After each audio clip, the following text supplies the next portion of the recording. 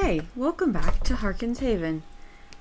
So today we're going to talk about some chickens, and our mic did not work on our camera.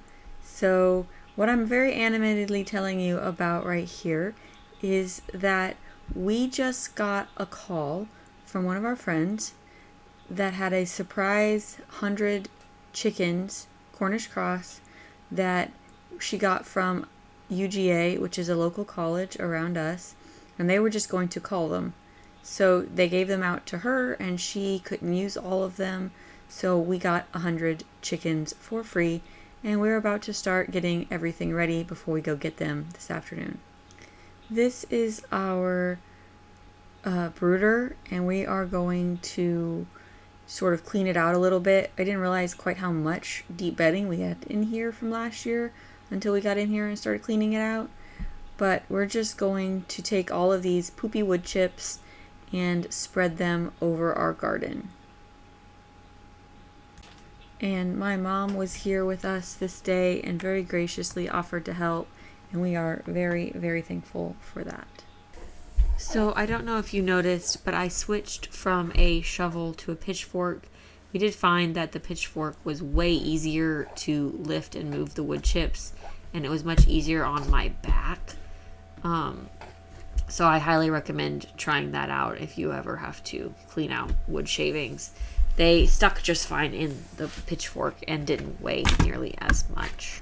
So since our friend tilled this garden for us, or really he subsoiled it with his tractor because we don't have a tractor yet, and this is our first year on this property and the soil was pretty compact, so he subsoiled it for us to sort of just loosen it up, and it now feels like walking on a cloud. You can see that Blaine is having the time of his life just playing in the dirt, and so he's going to come back for us one more time and till it up right before planting.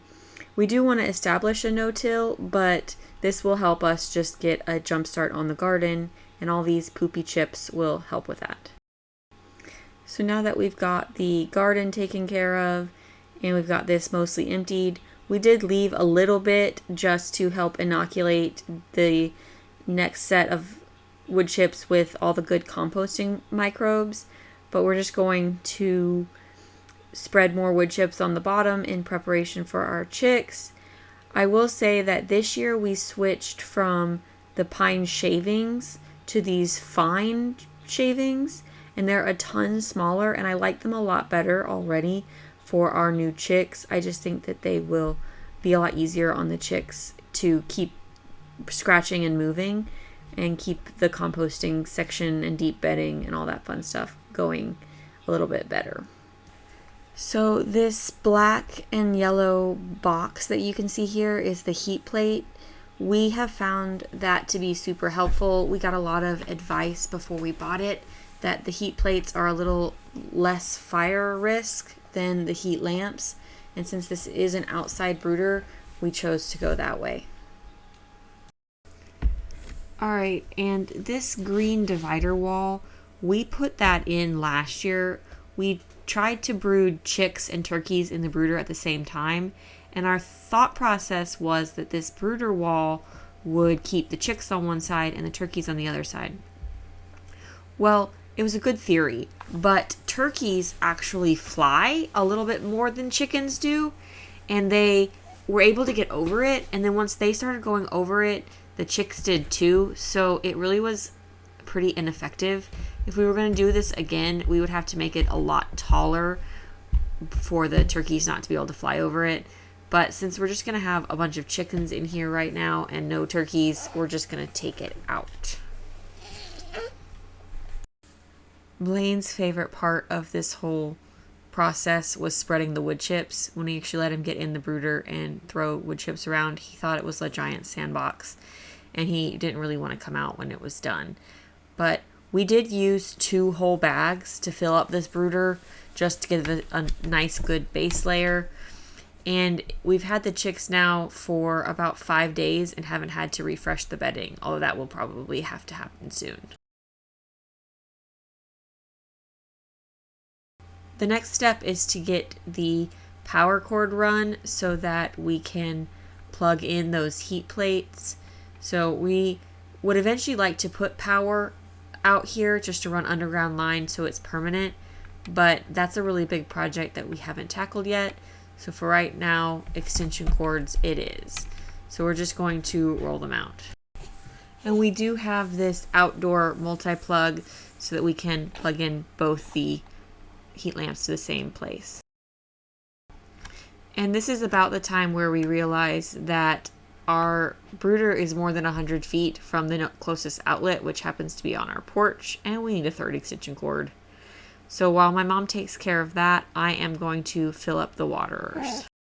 We have these small chicken waterers that I'm just rinsing out that we haven't used since last summer.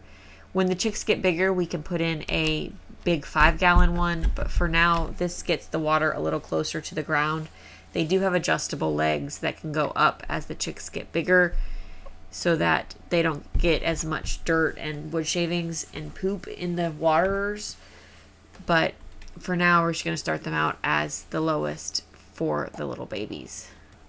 And then the lids just screw on easy peasy, and they come with handy dandy hair carrying handles.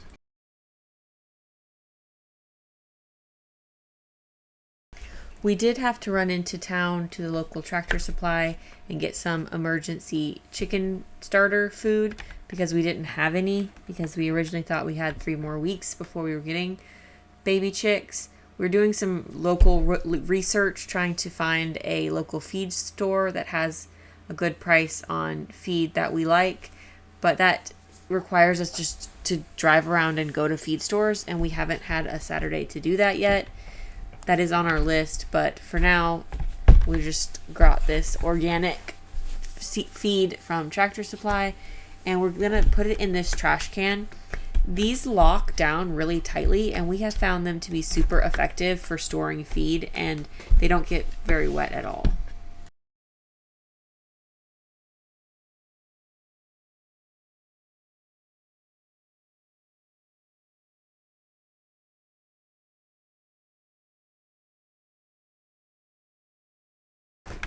We have these special little chick feeders as well. They hold 10 pounds according to the label, and my little helper wanted to help me feed the chickens. One of his favorite jobs is to scoop the chicken food, so that's what we're doing. It's kind of hard to see, but we're just scooping chicken food into the container so we can put the feeders into the brooder.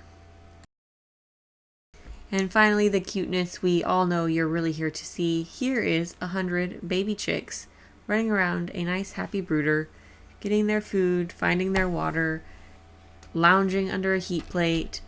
It's the good life for a little baby chick.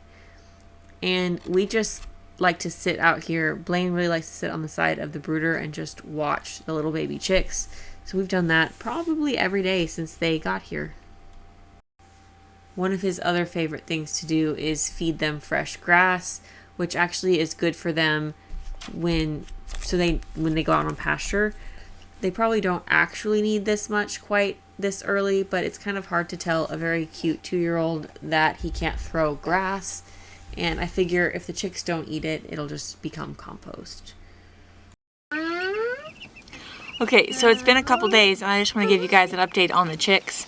As you can see right here, all 110 chicks are alive and well. Let's give you some fun chick footage.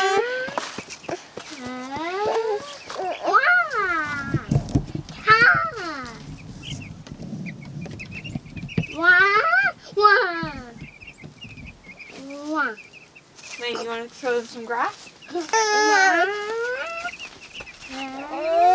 Here you go.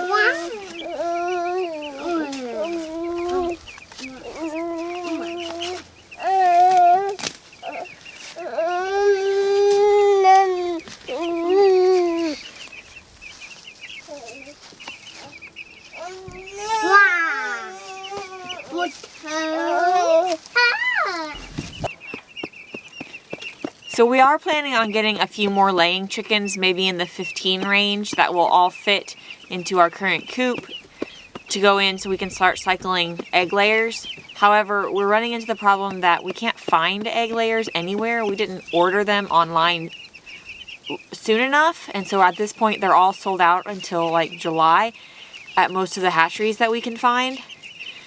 Tractor Supply is getting chicks, and we've been there twice to try to pick them up after calling and them saying they have them, and they're all sold out within a couple hours. And so if you're not there like right when they open, you're not getting chicks. So there's a local place up here that should have them middle March, so we might wait till then.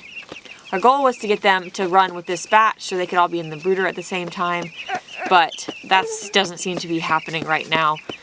We'll see. If we get them in the next few days, we can run them in here. If not, they may just get their own brooder, and that's fine too. So I'll keep you posted on that as we get the chicks. For now, I think that's all we've got for our surprise chicks. We'll take you along when we move them out of the brooder and out to the pasture.